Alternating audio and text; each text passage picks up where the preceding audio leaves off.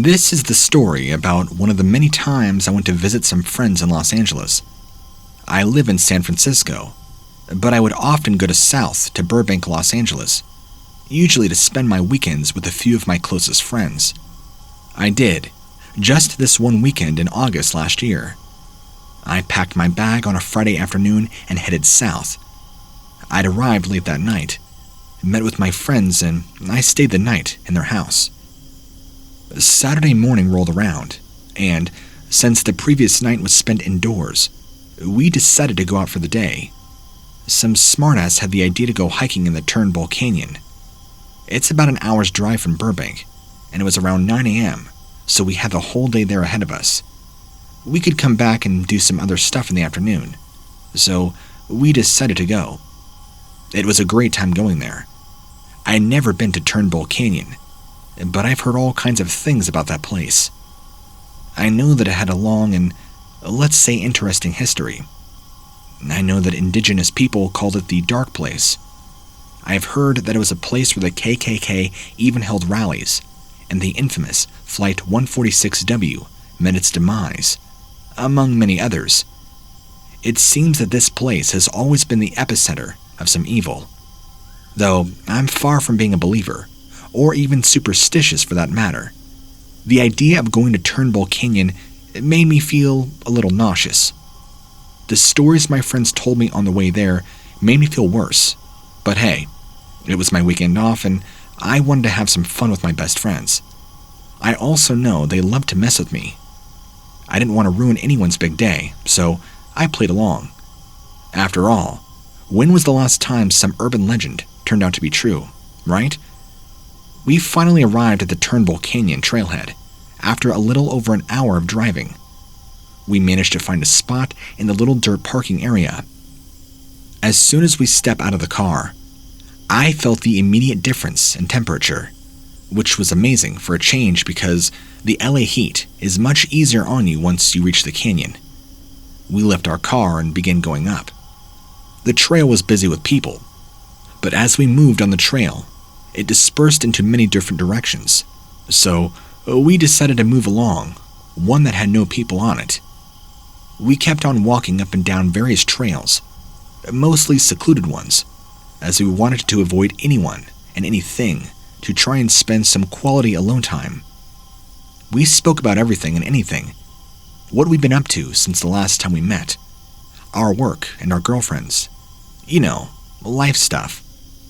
One of the smart decisions insisted on bringing up the stories about the canyon throughout the conversation.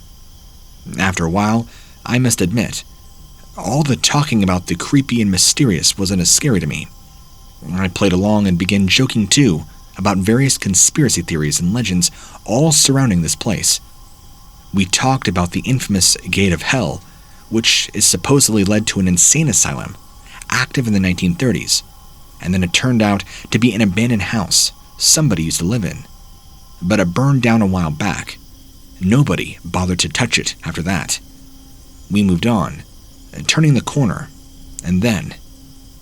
Now, the main trail goes from Turnbull Canyon to the left into the Sumac Trail, then right to the Rattlesnake Ridge. From the ridge, you can take several different paths, but you eventually end back up on the Turnbull Canyon. We made our way back onto the ridge, and were heading back onto the canyon trail. What followed me never want to return to that darn place again. I know it was not dehydration or fatigue. We took plenty of water with us, and we had not even walked for too long without taking breaks, taking some pictures, and just enjoying the view. There was a light breeze and the day was going great. I had just managed to forget where we were when we turned the corner on the trail we were going up and faced the trail which went under a treetop. It was all going well until we came about 30 feet away from the tree. And I still swear, a small hairy creature, maybe 2 to 3 feet tall, was standing there behind the tree. It was Saturday, around 1 p.m., and it was sunny and breezy, so plenty of light. Visibility was not a problem. I can't even remember what we talked about a minute before. My friend and I had both seen this. We were spooked. We did not even move a finger. We were standing there frozen, looking back at each other, with a, "Did you just see that?" kind of look on our face. I'd be lying if I said we stood there for any period of time. I have no idea how long we were there for, before saying anything. It might have been a few minutes. It might have been much longer. I turned to my left to see what the rest of the group was doing, and they just stared too. We looked to another, and as we're trying to figure out now what to do, it disappeared. The creature was not just there anymore. Nothing, no trace of it. We got out of there as quickly as we could, leaving the canyon. Haven't told anybody about it that we met along the way. Who's going to believe 4 grown men that they saw a small, hairy creature behind a tree? We all returned to the parking lot, sitting there in the car, trying to calm each other down and make sure all of us saw the same thing. We drove back to Burbank, still spooked, but more confused and surprisingly composed. I attempted to do some research on the way back, trying to understand if it was something else that anybody had mentioned. Apparently, there have been many Bigfoot sightings in the area, but to my recollection, Bigfoots are big, very big. So what was a small pygmy-sized hairy person doing, watching us? It didn't make any sense. I'm not fond of hiking anymore, or California canyons.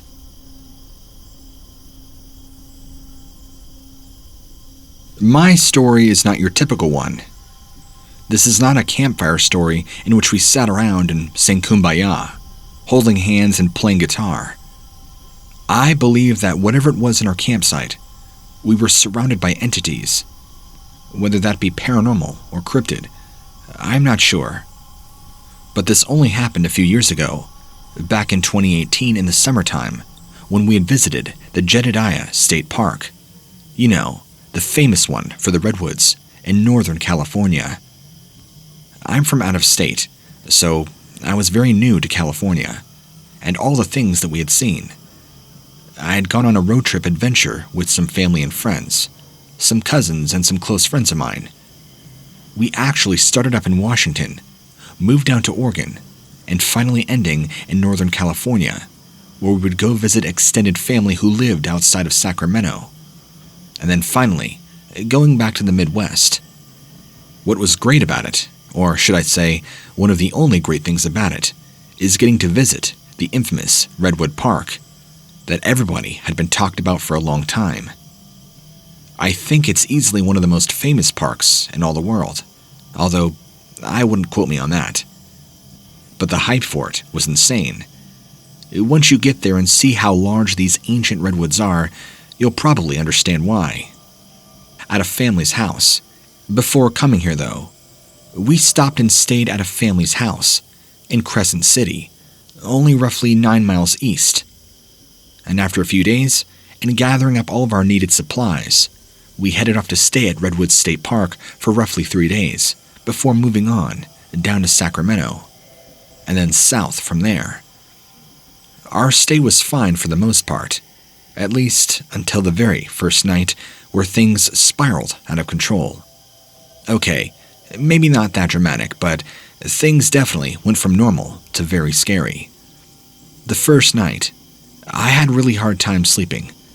I can't explain it, but it was like something was keeping me awake, and I tossed and turned. My brother and my other family members were snoring. I shared a tent with my brother, and we had few other tents with us. Everybody was sound asleep. I checked my phone. It was 12:48 a.m. I was not getting to sleep anytime soon. So I decided to get on my phone for a little while and just do what I could to try and help tire my eyes out. Finally, 2 a.m., I crashed out. But it wasn't like a normal, I'm too tired to keep my eyes open anymore. It was like this sudden overwhelming feeling that came over me, that I need to go to sleep now. I know it sounds strange, but I don't know how to explain it in any other way. I also want to mention how strange it is, because I'm always an early bird, to bed and in the morning. The latest I usually stay up is 10:30. I am the opposite of a night owl. Always have been. I can never be one to stay up late, and I never knew how people did.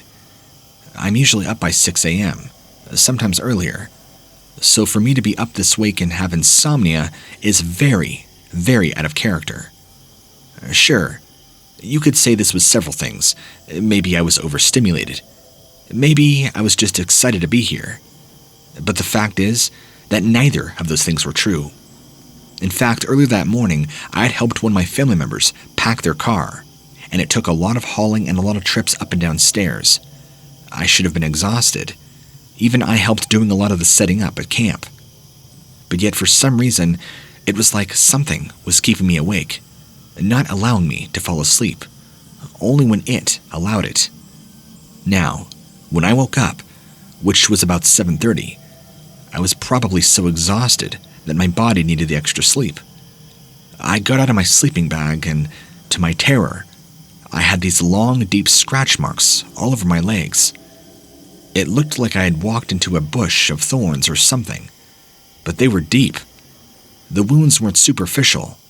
They were deeper, and I clearly had bled, and the blood was coagulated. It was all over my shins, both of them.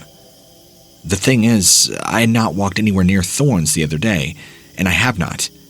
Nor did I walk anywhere last night where there's thorns, unless I somehow sleptwalk into the woods for miles. I was totally clueless and terrified of how I got these scratch marks all over my legs, from my knees down to my ankles. What's also strange is the jammies that I was wearing were long, meaning my shins were not exposed even if I was out of my sleeping bag and happened to sleepwalk. But my shins were sore where I was cut up from. Clearly, this was sometime recent. I tried my best to just ignore it and not really tell anybody else about it. What were they going to say? You probably just scratched your leg on something, and they would have blew me off. So I figured there was no sense of mentioning it. Besides, I'm mainly a girl that wears a lot of jeans, so nobody would really have a chance to see my legs. The rest of that day goes, and I kind of forget all about my legs. Out of sight, out of mind, I guess. That night, when I go to bed, luckily, I'm able to fall asleep about 10 p.m., which is much more normal for me. My brother, however, who's usually sacked out and is the heaviest sleeper I know of, the man could sleep through a tornado siren. His night was not so great. I had awoken sometime in the middle of the night. I don't know the time. I did not check my phone, but I woke up to a strange sound circulating our tent and campsite. Do you know what an electronic toothbrush sounds like? I know that's a silly reference, but that's kind of what it made me think of. Just louder and deeper in pitch. And it sounded much heavier, if that makes sense. And it was moving.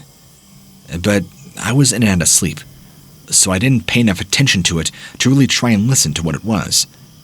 But it was loud enough that it had woken me up several times throughout the night. After waking up in the morning, right around 6 or 6:30 a.m., my brother had not slept once the entire night. He was pale and looked completely terrified. I asked him what was wrong. He wouldn't talk. In fact, the rest of that day, he did not say a word. Just wide-eyed and pale and very sickly looking, like the man had the flu. Although he did not act sick, just something had spooked him. But when you talked to him about it, he would only mumble under his breath and act crazy. After asking him what was wrong and what happened, and not getting any answers, I eventually gave up. On the third and final day we were there, we had one of the park rangers stop by our campsite and inform us to be very careful with leaving food out, that there are bears around, and they've been very active lately. Several other campsites have complained already. We were pretty good about that, though. We kept all of our food stowed away in the car and in bins. We didn't have to worry, but he had just given us a fair warning. We didn't think anything of this, as this is pretty normal for many parks and places to go camping. It's just kind of common sense if you're going to be out in nature where there are bears. That night, we're all sitting by the fire. My brother's next to me, still pale and not talking, and just muttering nonsense under his breath. I couldn't make out any discernible words, but something was really taking a toll on him. and I was going to find out what. It hit about 10 p.m., time for my body to go shut down and get some sleep. I told everybody good night, asked my brother if he was coming to bed. He was not, so I went and laid in my tent and crashed out. It was about midnight when my dad opens the tent flap, asking me where brother was, wondering if he had come in the tent at all. His sleeping bag was empty. I had not seen him.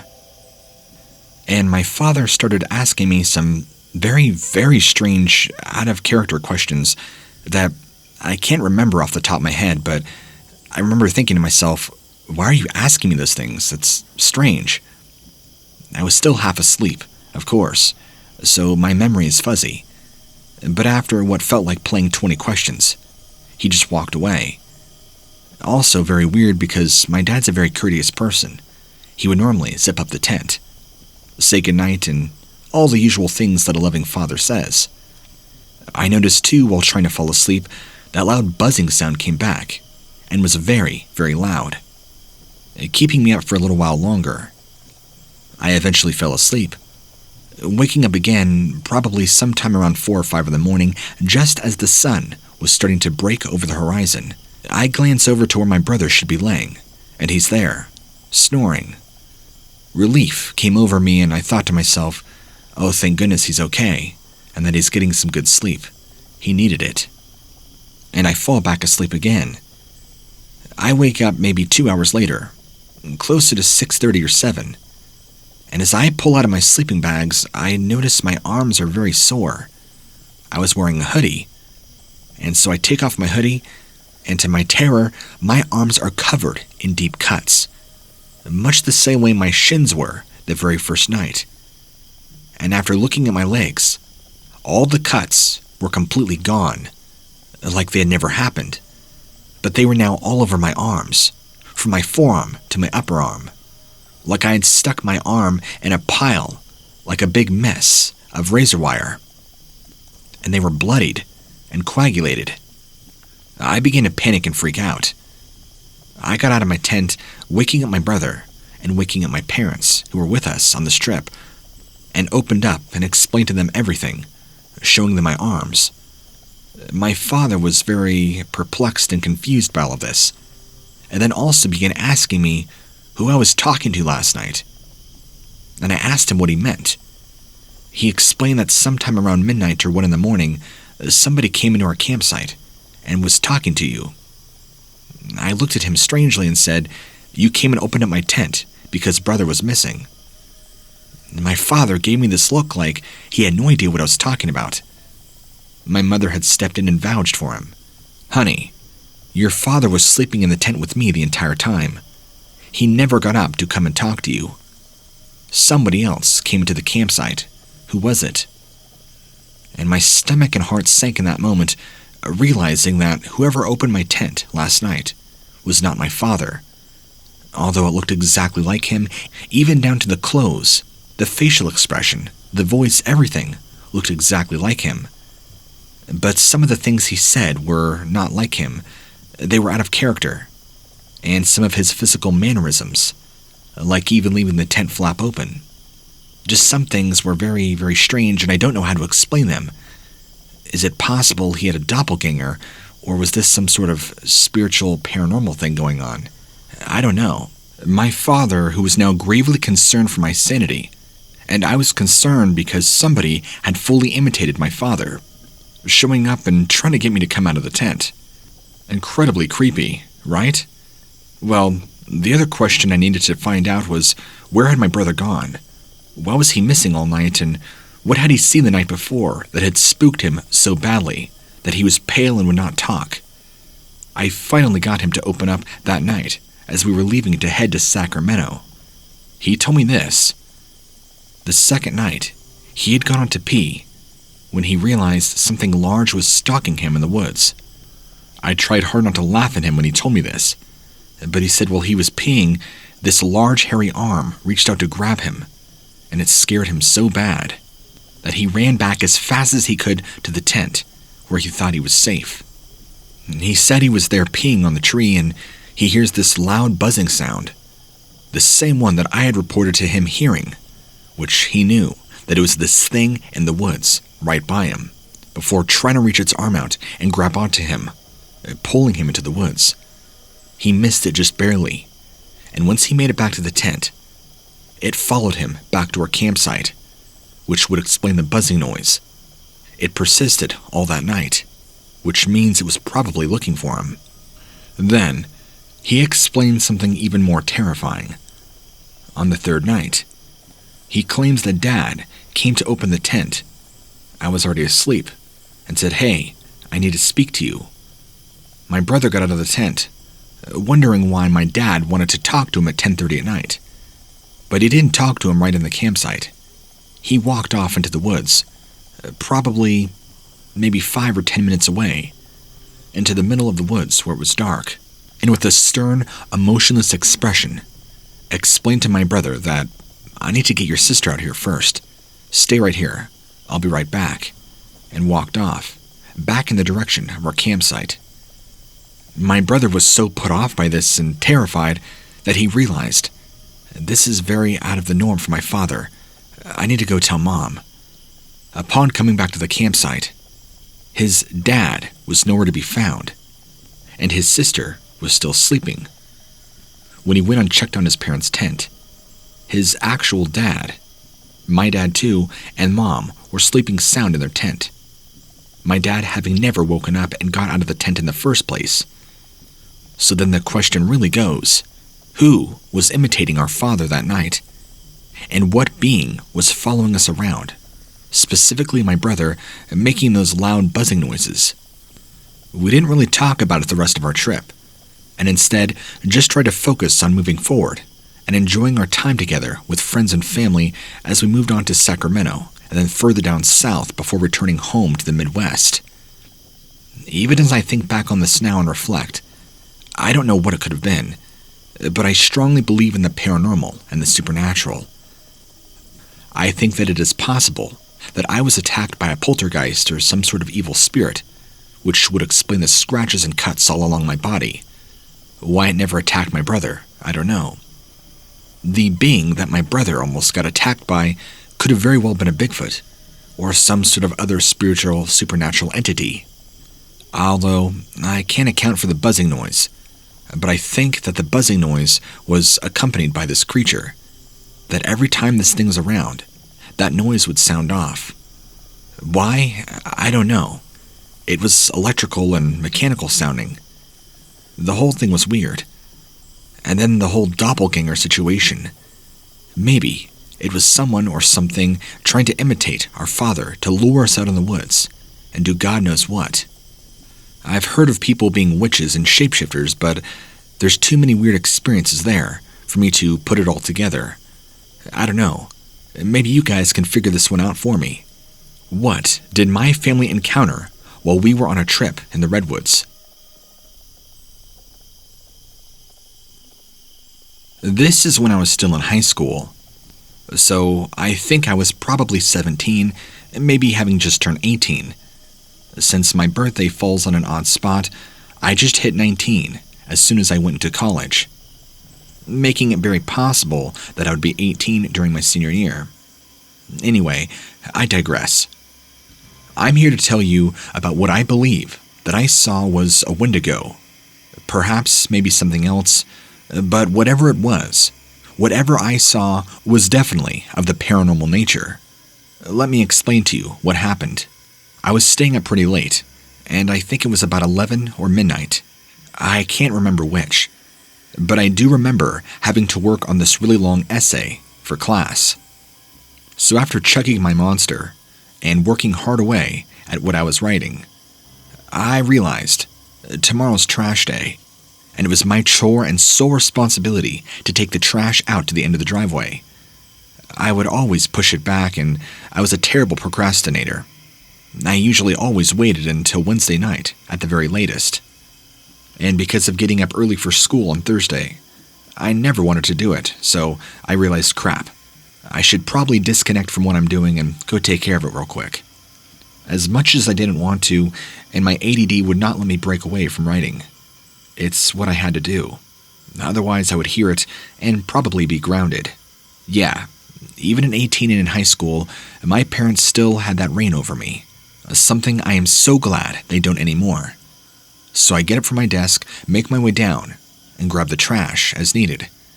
We had 2 cans that we kept out on the back porch, so the process was I would empty out all of our bathroom garbage, including the garbage that we kept under the kitchen sink, emptying it out into the 2 canisters, taking the 2 canisters and bringing them around the house and down the driveway. It may be a bit more complicated for most families, since many keep their cans right out by the side of their house. Anyway, as I'm dumping the trash in the 2 canisters on the back porch and dragging them around the side, I see movement near the far end of our yard.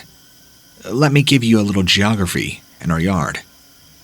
Our yard is very long and narrow. On the left side, bordering the wooden fence, is my mom's garden. On the right side, my dad has a tool shed and some other miscellaneous farming supplies. I say farming because he always likes to joke that he's a farmer, growing a very small tomato garden. If you go a little farther back, there's a small koi pond, and if you go even farther back, there's a patch of forest that bleeds into the other neighbors' yards. This patch of forest is separated by wooden fencing, which means that we each have our own yards like any normal backyard would be. So even though the woods are present in all of our adjacent neighbors' houses, you still can't go into their yards. You can go back further into the woods, but if you go back a little ways, there's a metal gate, which leads to the back of somebody else's property, and I think a small creek, but I can't really remember. I don't ever go back there. But it's really nothing of interest, just some woods, nothing all that exciting. So anyway, the sound that I hear and movement that I see is what appears to be a large man, but very, very dark, and hunched over, like the hunchback of Notre Dame, is what it reminded me of, except the size was all wrong, and the color. If it was a man, or a large man, you'd be able to see the outline of their clothing.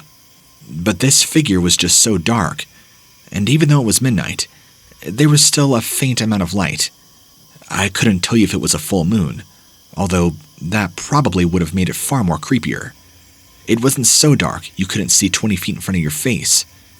This figure that I was seeing moving was so dark that it stood out from the darkness, or I guess you could say that it was darker than the surrounding darkness, therefore allowing me to actually see it as it moved. It moved very quickly, and appeared to have horns or something on top of its head pointing up, like antlers or something. I don't know. It moved very quickly, and then disappeared over to the other side of the fence, where the neighbors' house is. It was moving fast, like it was on a mission somewhere.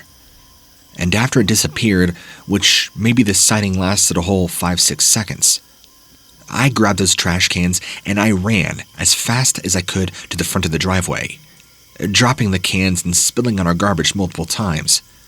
I didn't care. I would stop and pick up all the trash as fast as I could, knowing that whatever that was could possibly come towards where I was, completely illuminated by the back porch light and the side house light, meaning I'm a sitting duck, fully exposed and not hidden away.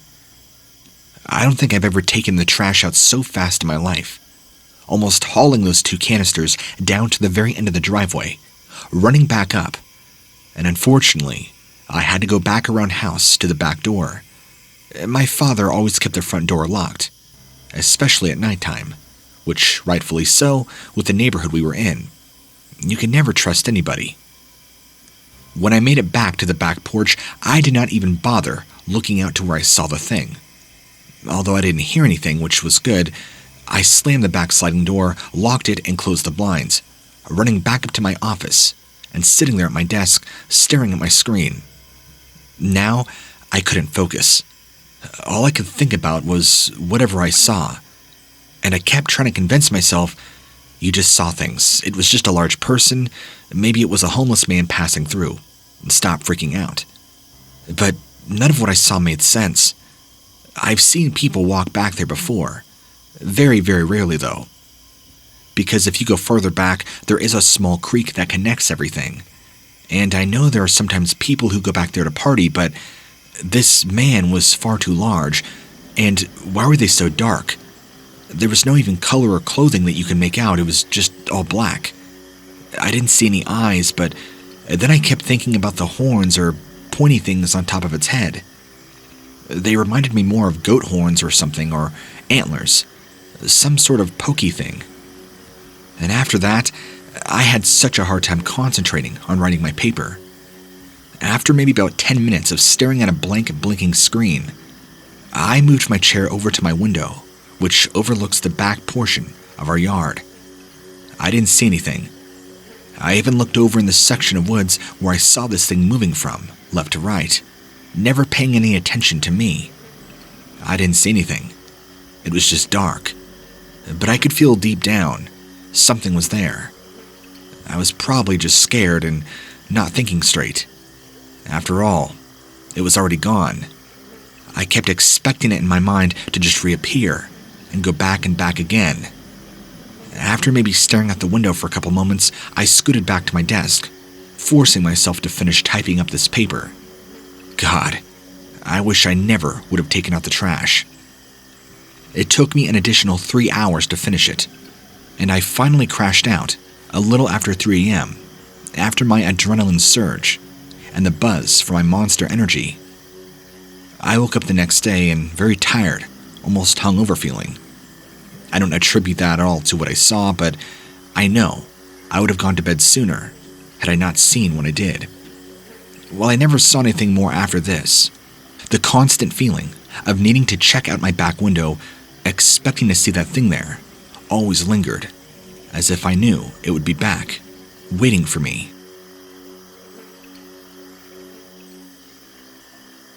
Hi. This email is not really so much an encounter story, but more so information. You could read it to your viewers if you so wish. I'm sure they would appreciate the information. California, also known as the Golden State, is a place filled with very strange things, from paranormal and supernatural happenings to things rifled with conspiracies. It's no wonder that California is a hotbed for all things strange, mysterious, and unknown. Probably the most infamous is Bigfoot, also known as the Yeti. It's a monster with an evasive background. Over the years, it's been known by many such names as Sasquatch, Yeti, Yeren, and Yowie. It all seemed to stem back to 1958, when Andrew Gonzalez, a journalist at the Humboldt Times, got a letter from one of his readers about a creature named Bigfoot. The letter claimed that loggers had been coming across mysteriously huge footprints that bore no resemblance to a man's in Northern California. However, Gonzalez never paid much attention to the letter. He simply published it in a bid to make a funny tale for his readers. What Gonzalez did not expect was the fierce response from readers who claimed to have seen similar footprints. Therefore, the legend of Bigfoot was born in California. 9 years later, after the alleged sightings of Bigfoot in Willow Creek, a video was released that showed a tall, hairy creature moving around the same area. That same video, what many of us all know, has been put through rigorous, numerous tests in a bid to confirm its originality and validity. To this day, there has still been no official statement whether the video is real or doctored, thereby making people think all they want. Nonetheless, the craze for Bigfoot developed among Californians, and many more sightings were widely publicized. Currently, there are around 1,700 sightings, all reported by California alone. Now, another one you probably didn't know of is chupacabras. Nobody knows how the name was coined to this day. Puerto Rican newspapers began using the name El Chupacabra in 1992, but the literal translation is goat sucker, and that sure gives people the chills.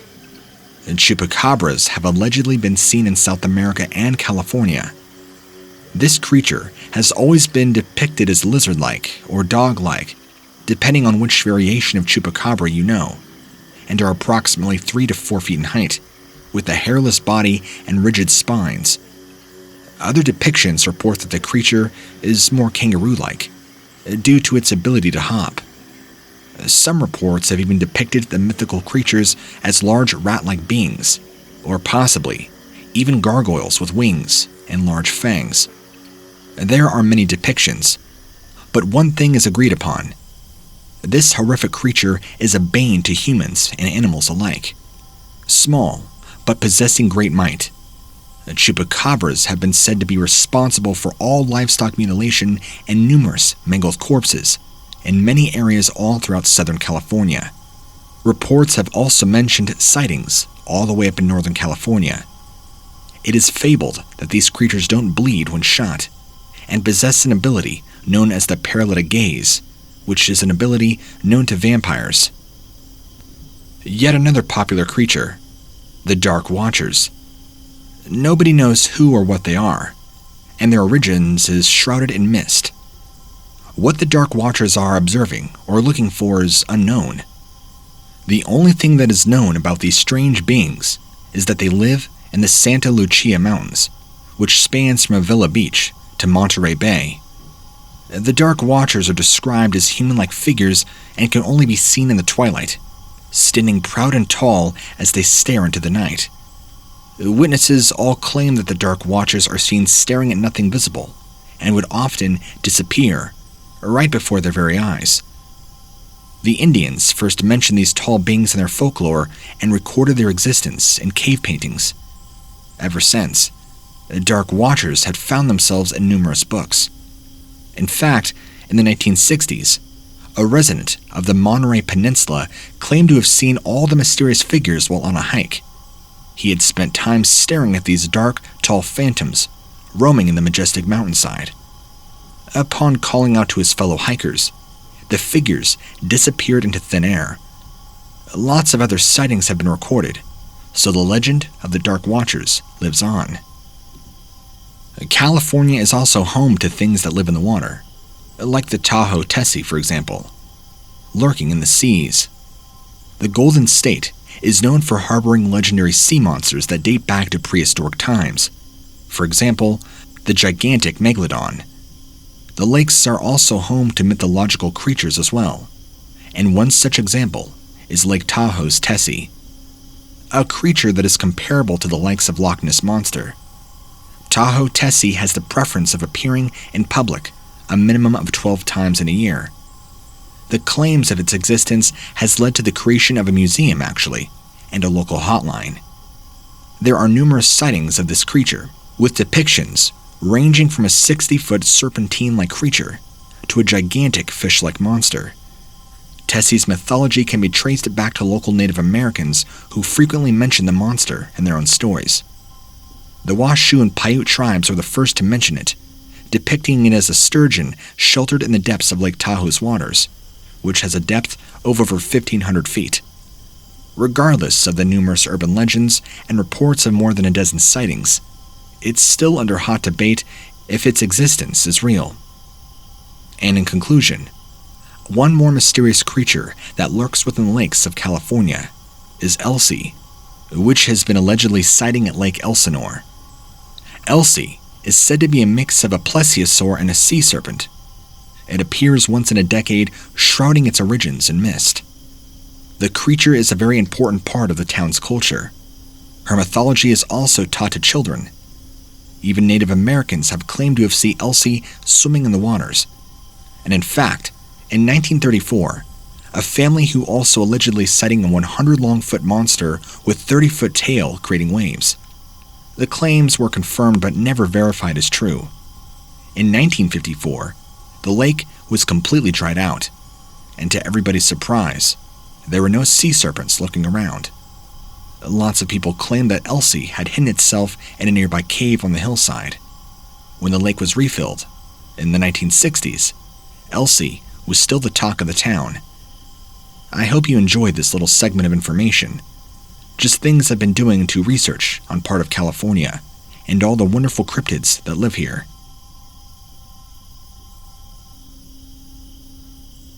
My story takes me back to 2015. I was 20 years old and had just gotten a job at a restaurant in which I was the busboy. I started my shift every night at 5, getting off at 9:30. It was a pretty good job for the time. I was getting ready for college, and I did work with my father more often than not, so having something a little bit on the side like a part-time job like this worked wonders. The restaurant that I worked at was small, and although local, many people knew the place as a great place to eat, especially with how big and large and booming Southern California is. A small town like this is definitely a getaway for many. So, I had just gotten off my shift, and I needed to get gas. I made the mistake of riding it almost empty. The only place I knew around off the top of my head was this little podunk gas station that practically never had anybody there, which always made it feel very eerie. I only ever got gas there when I absolutely had to, and unfortunately, it was the closest and really only gas station around me. Beyond this gas station is just a long stretch of road that turns off on a couple of dirt roads. To get home, I would have to go in the complete opposite direction, going down a few side streets till I finally got home. The town, again, was in the opposite direction. Yeah, sure, in hindsight, I probably could have waited and used the Shell gas station that was closer to my house, but I figured it was better to be safer. I will say this though, the few times I have gotten gas there before, it always felt creepy, like some serial axe murderer was going to step out of nowhere and get me. But, of course, that never happened. So I pull into this gas station. It's maybe 9:45 at night. Again, I just gotten off shift, still in uniform and everything. And it's got the stereotypical creep factor going on. Nobody around. The one buzzing light that keeps flickering on and off. No traffic on the road.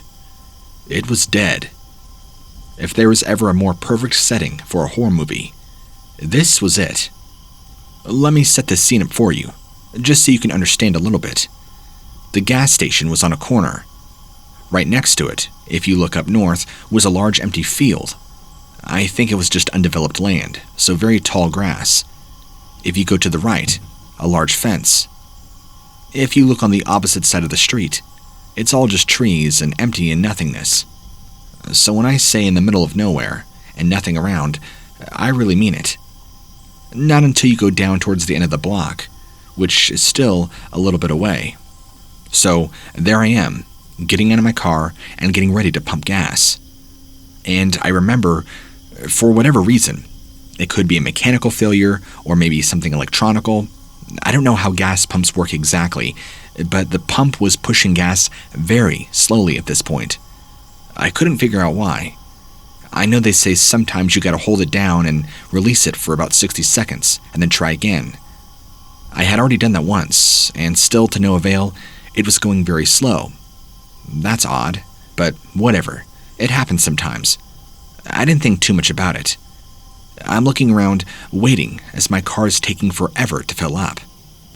And I see something moving in the field. I look and I squint my eyes. It was just a dog. Oh, I thought to myself, no need to be alarmed. But it was moving through the tall grass, and I was worried it was going to step out on the road and get hit. But I'm watching it head towards the road, and as I'm looking at it more, I think to myself, that's a really big dog. I know maybe somebody around here has a Great Dane, but the more I looked at it, the more its features did not line up with a Great Dane. And how shocked I was at the size of this dog. I mean, it was massive. But as it started coming out more in the open, towards the road, it almost kind of turned in my direction and began walking towards me. Remember, it was about 9:45 at night, and although it was dark, I could still make out some features and size of this incredibly large dog, which was now slightly alarming. Then it just suddenly stopped in place and stood there. I'm puzzled by its choice of movements, when it slowly lifts its body up and stands fully erect on two legs and looks right in my direction. I could hardly believe what I'm even seeing at this point, and the only words that come to my mind are werewolf. And it begins to move closer to the opening of the gas station, which now its movements are almost clay motion-like, very jittery and glitchy looking, if you understand what I mean. Its arms were very long and appeared to have dagger-like claws, and it had a very large dog head with a very muscular upper body. The more it moved and the more I looked at it, the more horror came over my entire body as I realized this thing looked far more human than any dog I'd ever seen, not to mention the fact that it's standing upright, just like a human being would. My brain is watching this, trying to process what I'm even looking at, and I realize the more it's coming closer, this thing could be some sort of unknown animal. Who knows what could happen? I'm here all alone. I don't even see an attendant inside. God forbid something happens, and I'm trapped. I quickly reached over, ripping the gas nozzle out of my car. Going to jump in my car, even though I'm probably only about half a tank. I don't care. I need to get out of here. This thing was still moving towards me, almost fidgeting every time it moved. Like somebody would when they're walking on stilts, very awkwardly, and it seemed very uncomfortable for them. That's how this thing was, staggering almost. I go to put my key in the ignition, and of course, the car does not start. I turn it and I turn it and I turn it some more, and now I'm panicking. It is not doing a thing. It's as if the car was suddenly dead, which I immediately thought, did any gas get in the car? But that's impossible. I know I'm at least up to a half tank at this point. Nothing. And I look up and this thing is now closer than ever, clambering towards the opening where the parking lot of the gas station starts.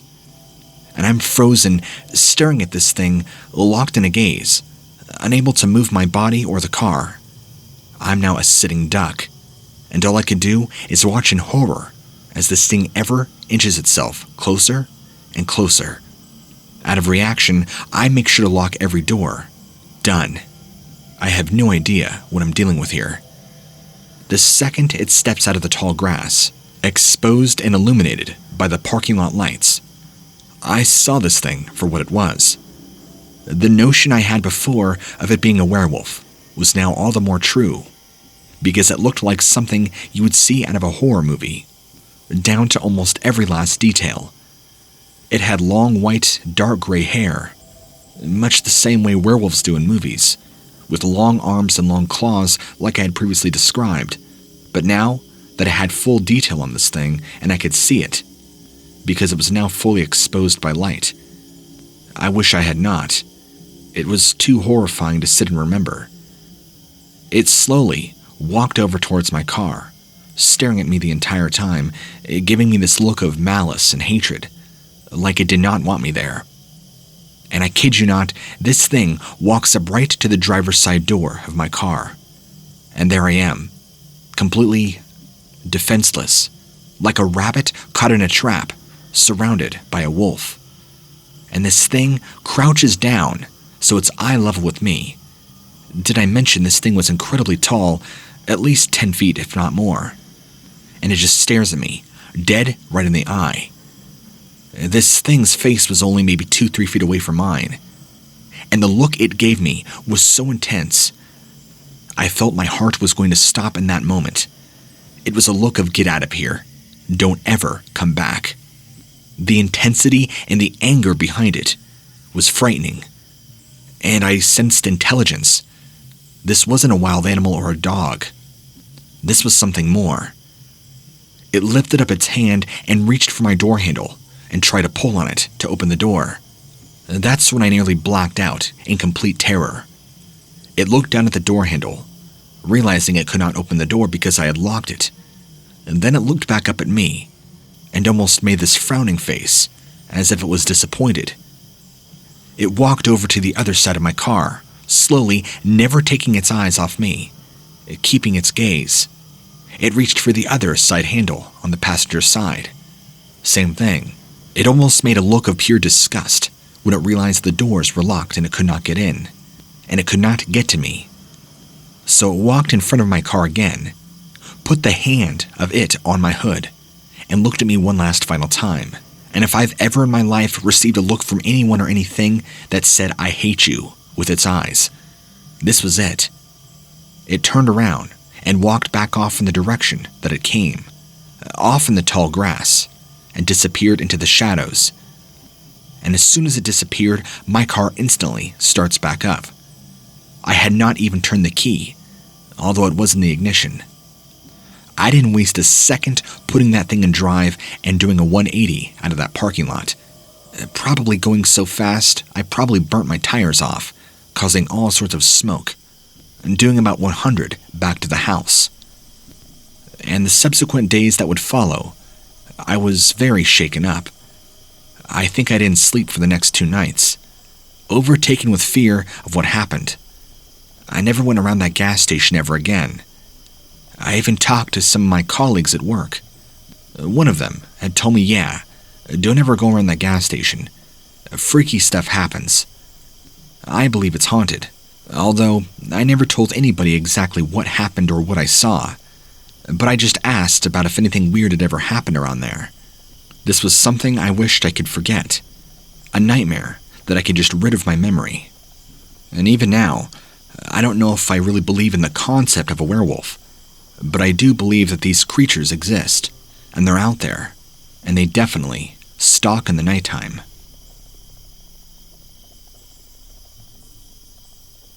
I have a story of mine that I would like to share with you. I was 12 years old at the time, picking some blackberries with a couple of friends of mine. At the time, I lived in northern Sacramento, or actually a small town about an hour north of Sacramento. But me and my friends always referred to it as the general Sacramento area. We were still, however, remaining in the Sacramento Valley, and not too far away from the Sacramento Valley River. And this day was a scorcher in August. So my friends and I decided to go pick some blackberries down by the Bramble and a small hill over by our house. The area and neighborhood were quiet for the most part, but sometimes and every now and then you'd get a strange feeling, like you were not alone. Even some of my friends talked about it, but we never figured it was anything other than our own adolescent paranoia, which would soon turn to be false. It was roughly about noon or 1 p.m. I can remember that vividly as the sun was directly overhead, and as I said, it wasn't getting any cooler anytime soon. With the heat directly overhead from the day, we were sweating, but decided anyway to try and occupy our time and our energy and thoughts with picking blackberries, since we were all huge fans of eating them. Down by the small patch of woods down a hill right around our houses was a large patch of blackberry bramble. This is where we were picking our berries. We grab our 10-gallon Home Depot buckets and we start going, encouraging ourselves to try and get as much as we can. And what's awesome, this bramble was very low, meaning there were a lot of blackberries that were easily accessible, even to a 12-year-old's height, which meant we were going to load up and pick out, or so was the plan. We're about 20 minutes into picking, and I'm already filling up our bucket like a madman. My other 2 friends, whom I'll call Davy and Thomas, were talking about how thirsty they were, and they needed to run back to the house to get some water or juice. So I said, all right, I'll be here. I'm not going anywhere. But I bet by the time you get back, I'll have this thing double of what it is now.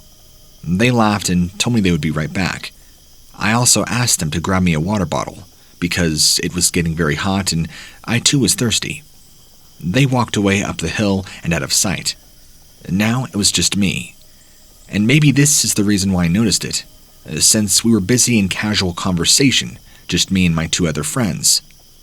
But it was unusually quiet. Not that it wasn't ever quiet, but it was a quietness that you could feel around you, and it didn't feel right. But I ignored it and kept picking blackberries. I then heard a noise that I can't really describe to you. It sounded like a dog, but like a distorted dog or a whimpering dog or something. It's hard to explain because the noise was so strange. I know sometimes homeless people come down here in the woods and set up camp, but I didn't really think too much about that at this time. I'd heard the dog and I started calling to it, hoping that maybe if it was an injured dog, it would come to me, and I could find a way to make it feel better. I started hearing this noise coming closer to me, but I couldn't see what it was. It was past the bramble, and the bramble was at least several feet thick, probably more than 20, 30, 50 feet, easily. It goes way back in this portion of woods. So I kept calling to it, and I kept hearing it slowly coming closer and closer. But the problem was, the noises started shifting from a whimpering, whiny dog, and the pitch was changing. The timbre was different. It also sounded very heavy, like it was walking on 2 feet and not 4. But at 12 years old, I don't think I actually had those thoughts, just that it sounded large, and I began to become frightened, because now I'm not sure what was going on, and my friends in that moment seemed to be taking a really long time to bring back some water and go pee. Then the noises just stopped altogether, and it became even more quiet, which I didn't even think was possible in that moment. I started looking around, feeling like now I was being watched, but there was clearly nobody around, and the bramble was so thick, you couldn't see 10 feet through it if you wanted to. I figured maybe a bunny or a deer was out, so I started looking around, and of course, I saw nothing. But then I turned my head just right, and up about 12 feet, near the top of the bramble, where there were no blackberries, or at least ripe ones, I see this dark figure or shape. I can't really make out what it was. It was far away, but close enough that I can make out 2 glowing yellow orbs, which I assumed were eyes, staring right in my direction, or at me. It had to have been me. There was nobody else around. And as soon as I saw that, I almost dropped my bucket. You know those stories that parents tell their kids of monsters and things under the bed, and things that go bump at night? I always dismiss them as just folklore, or stories to scare kids, but even at 12 years old, I always sort of had a hunch that maybe they were a thing, and maybe they were real. And in this moment, all that proved it to me. Proved that what my parents fed me as a kid, that monsters aren't real, was a big, fat lie. I didn't scream. I didn't jump. I didn't holler. I sat there, locked in place, my legs refusing to move other than trembling and shaking so bad. This shape, which is all it really was, this black, dark shape just stood there staring right at me. These large, featureless, glowing orbs of light, looking right at me. I begged in my head at any moment for my friends to come back. Maybe they would help me, maybe they would chase away whatever this was. But that didn't happen. Because this moment of being locked in sight with this thing, it felt like an hour, 2 hours, if not more, maybe 6. But it was probably only 10 seconds. Time seems to slow down when you're locked in a panic, and you feel danger. It suddenly ducked down, almost instantaneously, and I could hear it moving behind the bramble. Whatever it was very, very large. I can't give you estimates because I clearly don't know, but I could hear it moving in the direction over towards where the tree line is, probably about 200 feet away, onto our left. That's where you can enter into the woods, and if you go in far enough to the right, you can get to the same spot behind the bramble where this thing was. Maybe it was coming out. I don't know. I wasn't going to take any chances. I grabbed onto my 10-gallon Home Depot bucket, filled about 1/3 of the way with blackberries. I know, a lot. And quickly made my way up the small hill, at a brisk pace. Not running. I didn't want to seem too panicked, but I just kept looking around me, to make sure this thing wasn't going to ambush me or whoever it was. I will say this, though. The second this thing ducked down and started moving quickly through the bramble, I felt imminent danger. Not that I hadn't before, but now this feeling overrode my entire body more than ever in my young life. It was the feeling like I was about to die, like something bad, very bad, was going to happen. And if I didn't move, it was going to get me. Again, that might just be my 12-year-old paranoia, or what I was really trying to rationalize was seeing this thing. So I moved at a brisk pace, and made my way up to the top of the hill and around, where I ran into both my friends, who were wondering why I was up here. I was very shaken and very scared, but I don't think they really picked up on that. When you're 12 and 13, your discernment is not as good as an adult's, or at least I would like to think so. Maybe I hid my fear well. They were wondering why I was up here, and why I had the Home Depot bucket with me. Instead of telling them what I saw, because they probably would have made fun of me, I just explained I wasn't feeling well, and the idea of picking blackberries wasn't so hot anymore. No pun intended with the summer heat.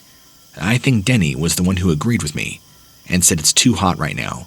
Maybe we should go and play some video games or watch TV, until it cools down later in the evening. We all agreed, and that was the end of the day. Come evening time, they had hinted at going back down and picking more blackberries, but I said, nah, I'm not really feeling it.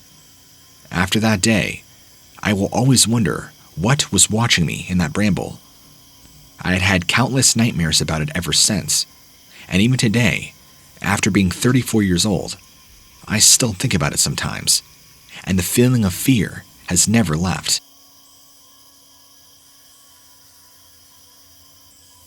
This is something that happened not to me, but my aunt, who's 37.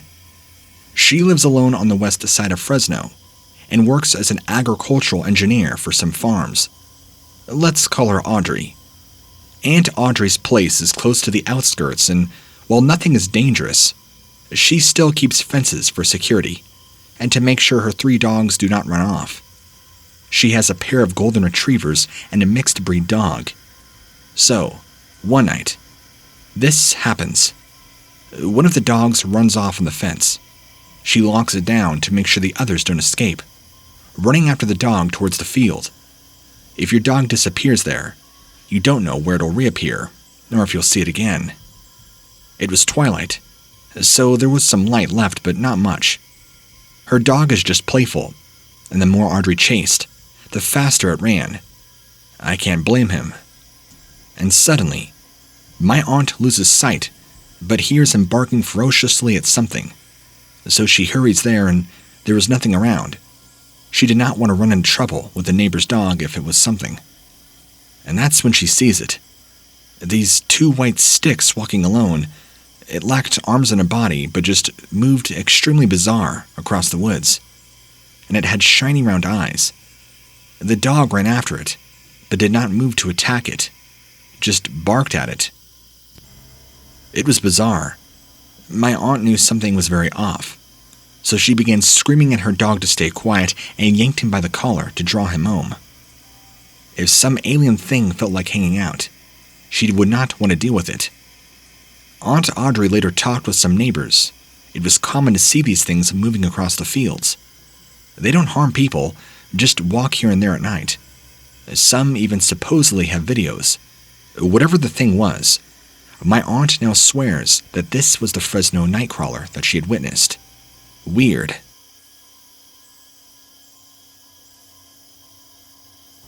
I was 24 at the time of this experience, and I lived in a smaller subdivision in Central California. It was a Friday night.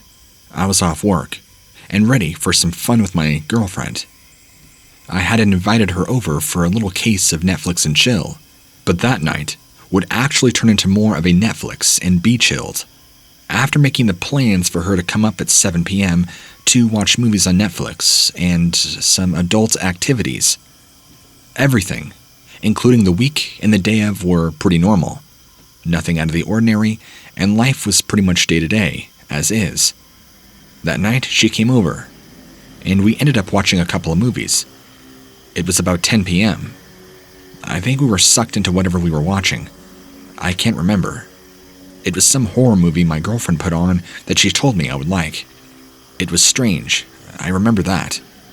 She would always use a VPN and watch these strange horror movies that were not in English, so I don't remember the name. Well, the movie got to a quieter part, and I started to get handsy. Things were kind of getting hot and heavy when we were both jolted by the startling sound of a heavy, and I do mean heavy, thud that sounded like somebody dropping several sandbags on top of the roof. We both jumped. And then we hear it. Bum, bum, bum, bum, bum. On the ceiling, running over to the edge of the house. Then we hear another loud thud, as whatever it was dropped down onto the concrete patio and off. My girlfriend and I were both thinking, what the hell was that? Jumping up off the couch and running to the back door to see if we could see anything. I flicked on the porch light, but there was nothing there. It was terrifying. My girlfriend and I just looked at each other. There's no way it was just me. You heard it too, right? And we agreed. I'm surprised. My girlfriend, for who's terrified of spiders usually, had more balls than I did in that moment, saying we should use our phone flashlights and see if there's anything or anyone out there. I hesitantly agreed. We both walked out there together, scared beyond our wits, shining our light around, and we both found something that made both of our blood run cold. Shining the light on the ground where we had heard the thud were these two wet prints. I say wet because they were soaking wet in this liquid like slime or mucus almost. It was nasty. I didn't want to touch it. There were these large human-like prints, but human-like in the sense of they were a similar shape to our feet, but not like ours in the sense of where there's toes and there's actually discernible features about the feet. They appeared to have claws or something, but that's just speculation. The shape was there, and they were incredibly large. Not to mention, they were wet and slimy, which I didn't understand. And there was two, not four, two prints, right wherever this thing had apparently landed from the rooftop. Which means that something came down onto the roof somehow, ran across and jumped down onto the concrete patio and disappeared. There were no prints beyond this, as it was dirt, and I could not see. My girlfriend and I both gave each other a look that said WTF. We had no idea what it was we were dealing with. We went back inside quickly and locked the door, discussing it over and over again and circling and pacing back and forth like a chained-up dog, trying to explain to ourselves, okay, you heard it too? I heard it. What did you hear? That's what I heard. Trying to make rationalizations of whatever it is we heard and try to make sense of it. There had to have been a perfectly logical reason behind this happening. We weren't sure what, but we were going to figure it out. But we never did. We could not come up with a solid answer to explain away what had happened. And the thudding on the roof, it was so heavy, it sounded like whatever it was weighed 1,000 pounds. I mean, it was heavy. You could hear each run being a heavy thud. Something landed on the roof and ran on two legs, jumping down. My girlfriend and I were so terrified, we spent the rest of the night huddled under a blanket on the couch until we both fell asleep out of sheer exhaustion. The next morning we woke up, and my girlfriend wished me luck. Gee, thanks. I lived there for a few more years, but had never had anything strange like that happen again afterwards. So, looking back at the story, I cannot explain away what it was. Maybe it was some sort of being or entity, or some sort of creature.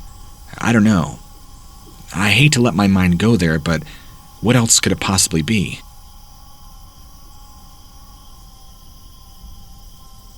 This is actually a story that my own father told me, who had grown up on the Fresno reservation in California.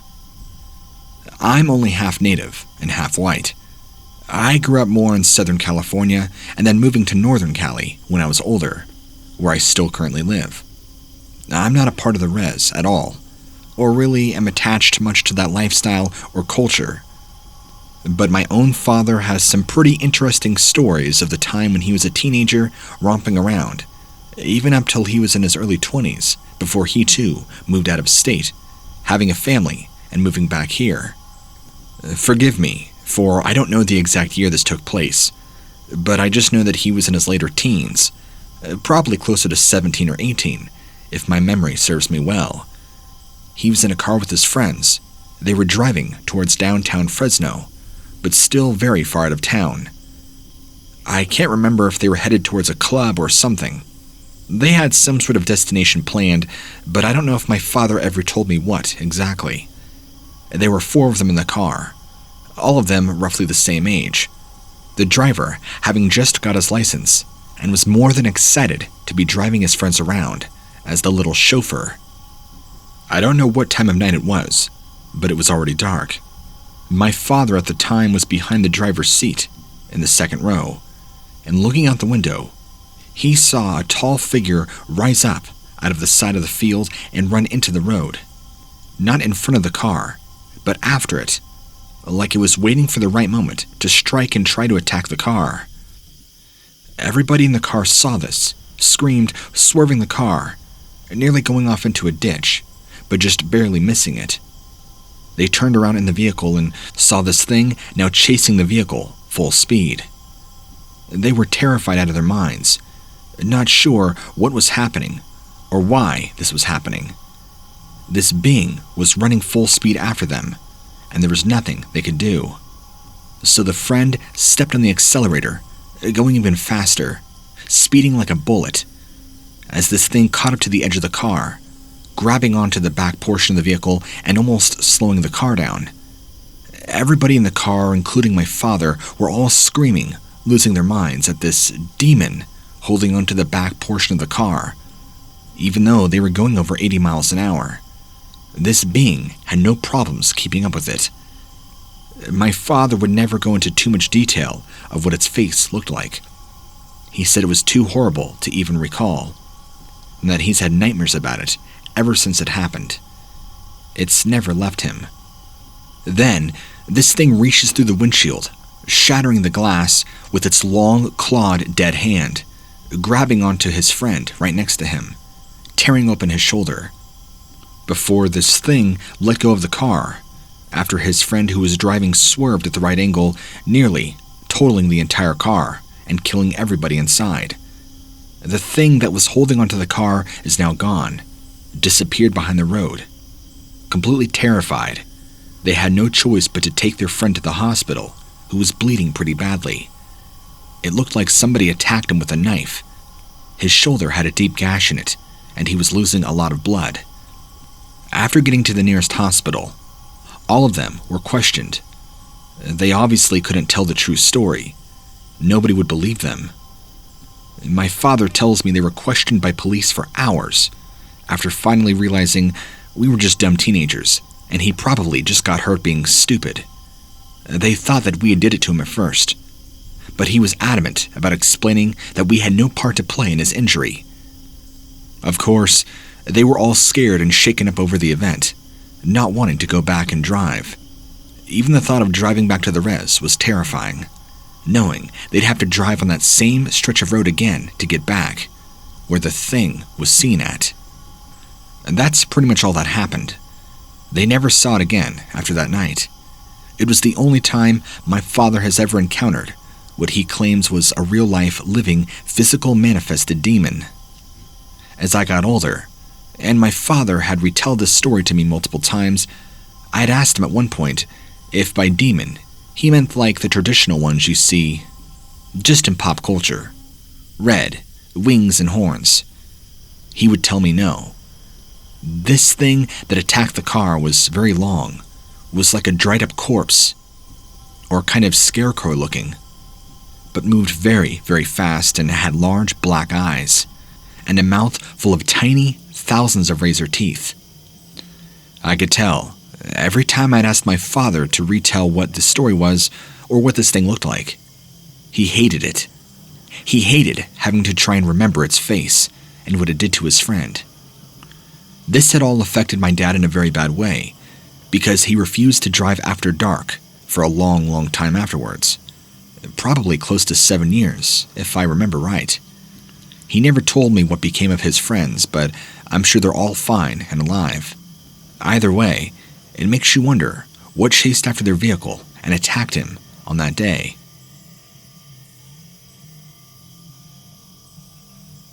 Irving isn't a place I would imagine something supernatural popping up, but it happened, and to me of all people, which is what scares me so much.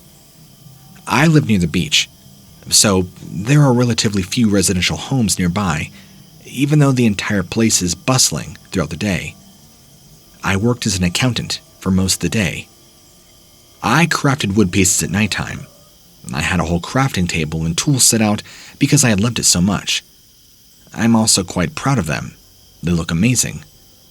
I sell them in the market for decent prices. They attract a good number of tourists, and when they come over to Irvine, I had been making animals, popular Disney characters, and custom keychains and tags for a while. Anyway, well, one night, I was walking home. There were only a few people on the beach. From what I could tell, they were teenagers, either high or drunk, as they yelled out randomly and played around with each other, slung on each other's shoulders. That was the only sound I could hear in the distance, and then I heard the rapid scuttering behind me as if it was a huge rat. I turned around and saw movement, but I couldn't tell what it was. I stared for a good minute, trying to show that if somebody thought they could mess with me, I was not having it. It became quiet. I felt chills down my back, so I began moving forward, walking towards my house again. A few steps, and there were steps this time. Lightly, but I could definitely hear it. Someone was following me. I hurried and walked quicker. I fiddled with my pockets as I took out the key and immediately unlocked the door. I took one look outside, and what I saw blew my mind. There was this skinny figure crawling on all fours, moving in my direction. It had a large bony skull and a small body. The thing that really etched into my mind was the fact that it had no eyes. I could see depressions on its face as if there were eye sockets.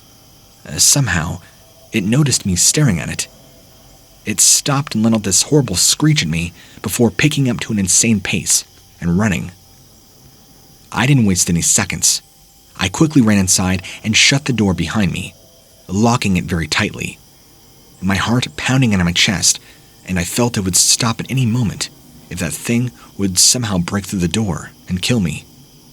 I moved away, trying not to make a sound. My breaths were shaky, and I was sweating. There was silence, and no sound. And then it came. The banging. It began slowly, and then the banging got worse and louder and faster. I ran into my bedroom and double-locked it, calling 911. Told them there was an attempted break-in. I covered my ears, and I don't know how long it was before the banging had stopped. I still did not move from my bed. It wasn't until I heard the cops' siren outside, but gathered the courage to unlock my bedroom door and check my main door. When I opened it, I could see claw marks all over. I told the cops what I saw, but they completely disregarded my story as a crackhead, said that it was likely either that or some wild animal scratching. But I will never forget that figure to this day. This event happened when I was 14. I'm an agnostic that leans on the skeptical side of things a lot, so it's not like I have a strong affinity to these types of beliefs. I respect people who do. However, I know the difference between being an a-hole and a not-so-believer. I grew up in California, and a lot of paranormal weird stuff is said to have happened there. And this day, I think it's mostly said to entertain people. My mom used to be a volunteer at a Chumash reservation. She used to bring me along when I was a kid, while Dad worked. I would just play with the kids, watch the adults do their things, and help here and there if somebody asked me to do it. She'd collaborate with the anthropologist, help deal with the government officials. As I grew older, I'd hang out more and more with some of the indigenous kids. Some were around the same age as I, and the adults slowly gave us more and more permission to go out and do our things, especially considering I was rather close friends with 4 kids there, and we'd often move around in groups, meaning that few were alone. You know, teenager stuff. We'd use our bicycles or hike around, going around the countryside and beaches. Sometimes the camp, if the adults allowed it. Teenagers are dumb after all. and we would try and do different things or try to go further places to explore, just to put on some bravado. People go to the area to hike and gamble at the casinos. We'd very frequently see tourists, visitors, and cyclists as we hang out. It was a pretty normal sight, after all. And we kinda did the same, minus the casino and gambling part. One day, most of the kids I'd hang out with weren't there, but my crush was. Let's call him Jay. He was 16 and my first real crush. And I was this terribly awkward teenager with a massive crush on Jay, and he was shy. I remember, I used to suspect he liked me. I'd often look to the side and find him looking at me, then immediately diverting his eyes. It was embarrassing. So that day, we decided to use our bikes and follow a trail that went around the Santa Lucia Mountains. The trail was not special or anything. Tourists would frequently go there, and we didn't feel like anything new. Plus, it was the fact that we were alone that made it so exciting, My first crush and me alone in the countryside. We'd chat here and there, and at some point, we made a stop to drink water and talk about some news. We carried our bikes to the side of the trail, just a couple of meters. There was a huge brown hill, and I remember for some weird reason, the feeling grew in my chest, like something was out of place, which was strange.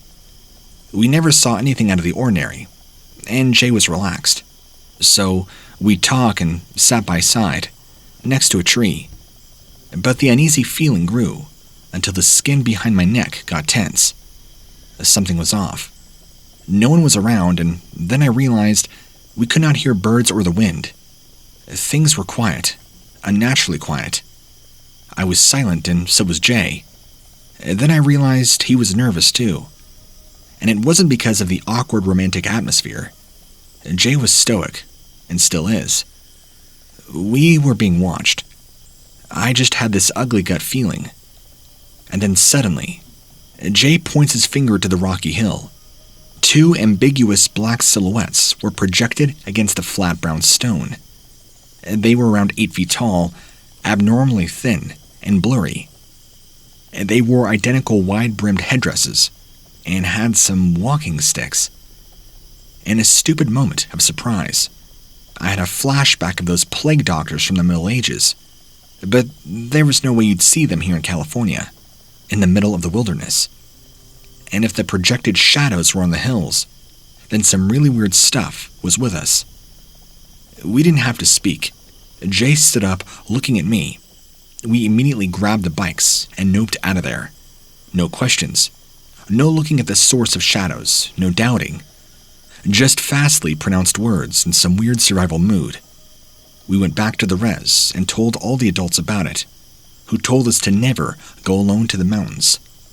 We knew about the Dark Watchers, so no one was fully surprised. Like Jay, he was not the most talkative guy, but according to a man there, we did look terribly pale and scared. Those shadow watchers from Chumash myths don't harm people. They just stay and watch and scare you. But I really wish nobody had to go through that. One thing is to hear traditional stories while you eat food with your friends. Another entirely is to be alone and feel like something is watching you, just like we had experienced.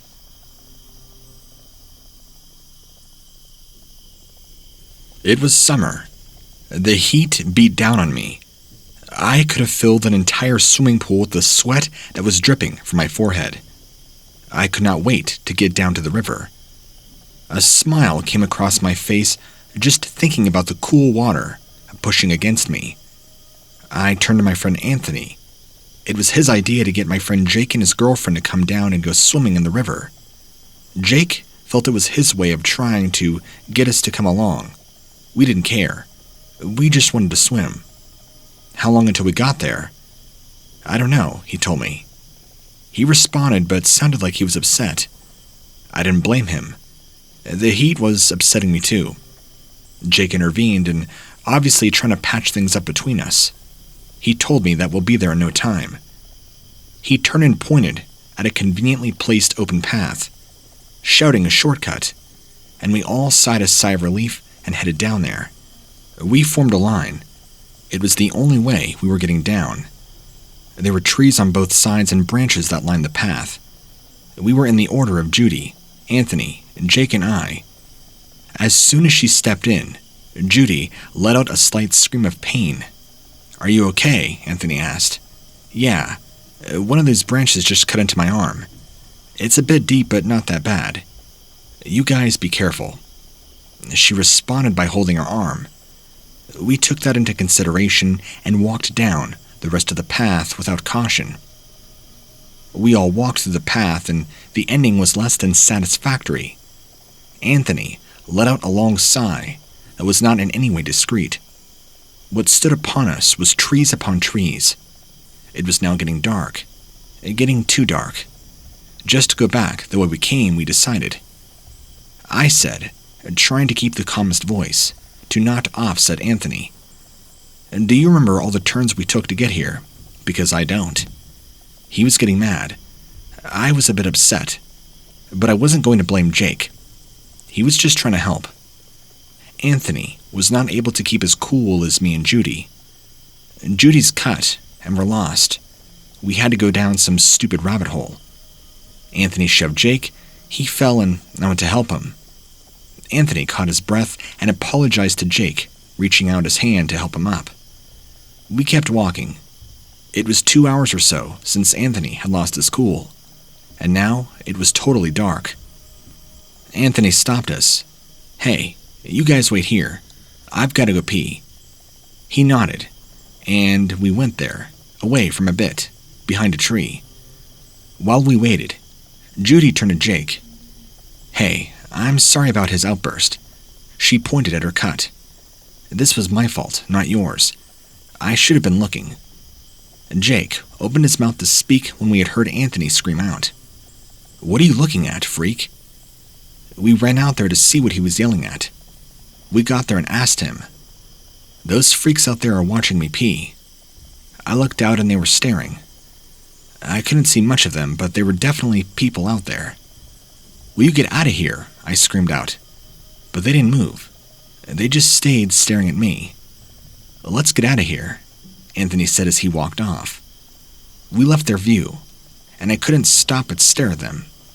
They did not move at all. As they got further and further away, they did not move a single inch. Even though I could barely see them, I could see that these people weren't moving. We kept on walking, and Anthony would not stop complaining about those people he saw. He swore they were freaks, but I felt deep down it was more than that. I don't know what it was, but it was something a lot stranger than just simple perverts out there watching. The way they stood and didn't move, no matter how much we yelled. It was freaky. It was now about 6 hours since we got there. My eyes were getting heavy. I looked down at my feet as I walked. I was doing so. It wasn't until Jake borderline clotheslined me that I realized they had all stopped walking and were examining something out in the distance. "What is it?" I asked. Anthony put his finger to his lips, as a quiet way of telling me I needed to be quiet. He took his finger from his lips and pointed out at something I almost didn't see due to the tree. It was the watchers from earlier. It wasn't until now that I got a good look at them. If I thought they were freaky from war, I can definitely see now they're even freakier up close. Taller than any human could possibly stand. Their eyes staring off into the distance. "What are those things?" Judy had whispered.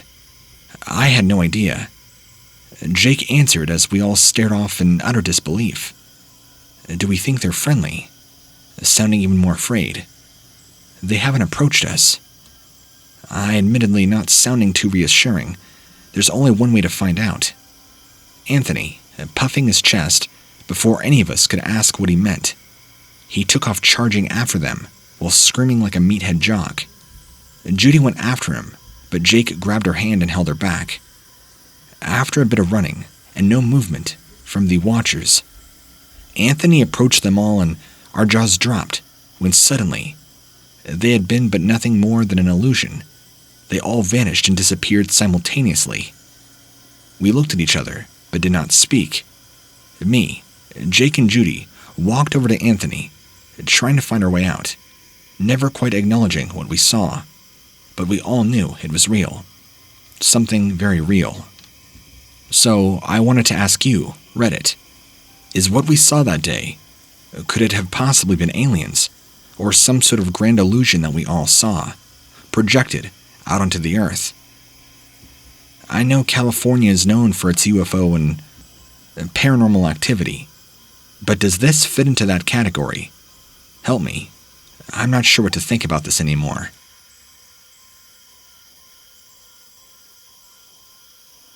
I work in a small family-owned restaurant here in San Diego, California. I really enjoy my job, since my coworkers and my boss are always so kind. Sometimes, when the day is slow and there are no other customers, we just joke around and tell stories about each other's lives. One day, I told them about an injured dog that I had sometimes saw on my way home from work. After my boss heard my story, his face would turn white. I did not understand what the reasoning was, but when he told me what it was, everything began to make sense. This is where it all began. I always walked on my way home along a quiet road near the Paradise Valley Hospital. One night, when I was walking down the road, I see a black dog from a distance. It moved in a real unnatural way. Since I loved playing with dogs, that one might be missing. I tried to call it to get its attention. It ran away. So, I just continued on my way home, not thinking too much about it. Well, a few weeks passed by. I had the same experience again. It was also the same unnatural moving black dog, but this time, it went closer to me. I was so happy back then because I thought I was gaining its trust. I managed to get a closer look. Its fur was pitch black. The thing that really stood out to me was that its hind legs were bigger than those in front of it. But it weirdly walked backwards, and it suddenly moved quickly towards me. I shouted because of fear, and it ran away once again. I have never seen such a deformed dog before. I also didn't know the reason why it was moving backwards. I assumed it was injured or there was some sort of illness. I have never been afraid of dogs before, even aggressive ones. That last encounter, though, made me fear for my life for some unknown reason. Well, after a few more weeks, I see the dog once again, still moving backwards, but at times, it seemed like it was chasing something. I noticed shortly after that, it was following my shadow. It was trying to keep up with it. At that moment, my senses went crazy. My eyes say that it was just a harmless dog, but my instincts screamed that I was in grave danger. I ran as fast as I could without looking back. That was the story that I told my boss and coworkers, while he was still pale as paper, asked me with a trembling voice if that thing had followed me home. I told him it did not. He sighed with great relief, and I learned what it actually was. According to my boss, when he was a kid, his parents told him stories about dog-like monsters that hunt in the shadows. He told us these monsters are said to have these large fangs and large eyes, blood-red eyes, large ears, unnaturally long hind legs, and they walked backwards. They feasted upon the very life force of their victims, sucking the blood out of their bodies. And they did this all from the shadow of people. These were supernatural entities, and not to be rifled with. They were to be feared. Even many of the tribesmen spoke of these things, and had a name for them. Of course, I was still in denial when I heard about the story.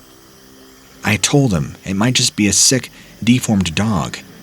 The reason why it might be following me is because I always happen to carry food for me from the restaurant. But he looked at me in the eyes, one with a very straight face, asked me about something I did not even tell them. He then asked me if when the dog was around, had I smelt rotting flesh. I was speechless. The smell when that dog was around was of course a strong odor of decaying biomatter, mixed with the smells of blood. He informed me to not walk that same road again at night, that it was not safe. He even allowed me to leave work that night, early, to avoid such encounters with the thing. And my boss informed me to always carry a bag of salt for protection, as well as sage if I could get my hands on it. A few months had passed without any encounter with that same dog. I'm still afraid, but I thought to myself that my boss's story might not be true. That thing could just be an actual dog with possible deformities. I also stopped carrying a bag of salt with me, or sage. I never thought I would regret that decision sooner. Well, one night, I was walking down the same road and I began to feel dizzy and weak. So I thought to myself, I'm just really tired and probably need some rest. After a few more moments, I noticed this gut-wrenching smell of rotting biomatter once again. I say that because it didn't quite smell like flesh. It was like a cadaver, but also dead plants, and that swamp odor that you sometimes smell. It was really putrid. It was really strong and putrid, and very musty. I turned my back slowly, and there it was, red eyes and all, staring into my soul, like this wispy dog apparition creature was. It realized back then it wasn't a dog. It's closer to a hornless goat. Its head was near the ground to its tilted body. My body was locked up with fear, but with all my might, I did my best to try and make my muscles move. The only thing in my mind was to get away as fast as I could muster. I reached my home, panting and extremely terrified. I called my boss and asked for some help. He again told me to put salt on all possible entrances to my house. So I quickly poured salt on all the places that he told me to. He informed me not to make any noise and listen for something. If I hear the sound of clapping, I need to hide and be as quiet as possible. He explained that what the creature is hunting. It makes that clapping sound to confuse its prey. It will purposefully lower the sound and eventually stop to give the victim a false sense of security. Well, not long after that, I heard the clapping sound and I hid, never moving a muscle. From there, I would hear this clapping sound circling my house and stopping for a bit, then start again shortly after. It had followed me home. I knew if I did not act, it would never stop until I was dead. So I stayed there until the sun was up, never sleeping. When I got the courage to get out, finally, I found out that my neighbor had passed away. I don't know if he became the victim. All I know is that I'm not safe there anymore. So I moved within a few weeks' time. Years have passed now, and I'm living peacefully in my new home. Although, as of lately, I worry that this thing has followed me. Because my little girl has been mentioning seeing a large black dog moving outside our house at night. I'll have to report back to you once I find out for real what's going on.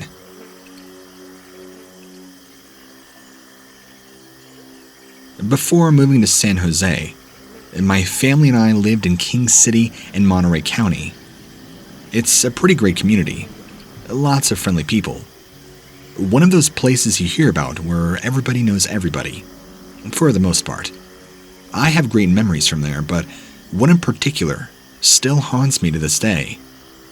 This happened on my last day of high school. My friends and I, we were a group of 5 friends. We'll call them Allie, Ryan, Thomas, and Sophia. We were all pretty excited about graduating school and never having to see one of our grumpiest teachers again. There was a party in the afternoon, sort of a farewell for our class, arranged by the juniors and school management. I suppose we wanted that day to last a little longer, so we tried to be clever, lying to our parents about which friend's house we were going to be hanging out at. I, Allie, Sophie, and Ryan had told our parents we'd be at Thomas's house. He told his he would be spending the night at mine. The party was great, mostly because of the food and no more restrictions. The music played loud. Everybody was dancing, and the teachers were enjoying. It ended sometime around 7 p.m., after the sun had set. There are 2 parks close to the high school. One was San Antonio Park. The other was San Lorenzo County Park. We knew that there would still be acquaintances and people who would recognize us at San Antonio. It was much closer to school than San Lorenzo County, which also had a huge campground and a river nearby. So, we decided to head there and goof around. We rode our bicycles and sneaked inside. We did not stop until we reached the river. It was a full moon night, which made the water look very pretty. I still remember it. It was cool and breezy, winds filling the air. There were some trees on the boundary of the river, a little farther from where we were standing. A sharp neon greenish light had caught my attention. I turned around and noticed it wasn't just me. All 5 of us were staring now in the same direction, and there was something standing under one of the trees in the dark. Nothing about it was really visible, but it was radiating this light, and we could tell it was pretty tall. We stood there, frozen for a few seconds, thinking maybe we'd been caught by the campground guards or something. The next moment, whatever it was had stepped forward into the moonlight, and we all saw it so clearly. The thing was grinning at us. It looked like a man, but it wasn't. It had its head pulled back, almost as if somebody had pulled its skin, its flesh over its skull, and it stood there looking like some sort of deformed demonic version of the Joker from Batman. We were terrified. It took another step towards us, and then another. Its pace picking up when Allie let out a scream and yelled all of us to go. None of us said anything else. We could hear each other's panicked breaths, huffs, and notice our fidgeting hands as we tried to get on our bicycles and ride away, as fast as we could make it. I turned my head to check if it was following us, but it stopped. Still, with that same creepy grin on its face. It darted off and disappeared into the night. We rode away, completely terrified by what we had seen. Is it possible that we saw the Fresno Nightcrawler? I'm not sure. I don't know what it was, but I never want to see it again. Not after that.